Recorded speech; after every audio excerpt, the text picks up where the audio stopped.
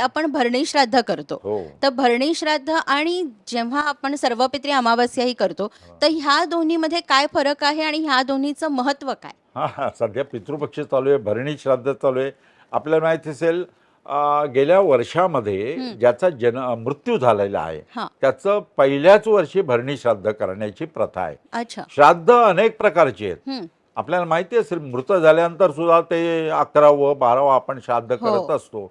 आणि हे श्राद्ध मात्र दरवर्षी आहे, म्हणजे महालय श्राद्ध आपण म्हणतो हां. ते दरवर्षी करायचं असतं. अच्छा. आणि त्याला महालय श्राद्ध असं म्हणतात श्रद्धेनं. अर्थात भरणी श्राद्ध आहे त्या वर्षात जर मृत्यू झाला असेल मागच्या, त्याचं भरणी श्राद्ध घालायचं. तो अच्छा. पंचांगामध्ये आपण दिनदर्शिकेमध्ये तो दिवस दिलेला दिलेला असतो, आहे. भरणी श्राद्ध असा. बरोबर. तेव्हा प्रथम श्राद्ध भरणी भरणी श्राद्ध. श्राद्ध. आणि हे वार्षिक श्राद्ध जे असतं हां. ते आपण दरवर्षी घालतोच महालय पक्षामध्ये. हे बरोबर. महत्वाचं आहे.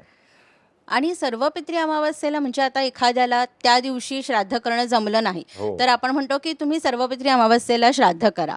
तर मग आपल्याकडे धर्मशास्त्रामध्ये सगळी सोय ठेवलेली आहे बघा. हं. म्हणजे समजा दररोज श्राद्ध करायला पाहिजे 15 दिवस बरोबर. घ्या, परंतु करता आलं नाही, हो. निदान त्या तिथीला करा. बरोबर. त्या तिथीला करता आलं नाही तर निदान सर्व पित्री अमावास्या त्या दिवशी करा.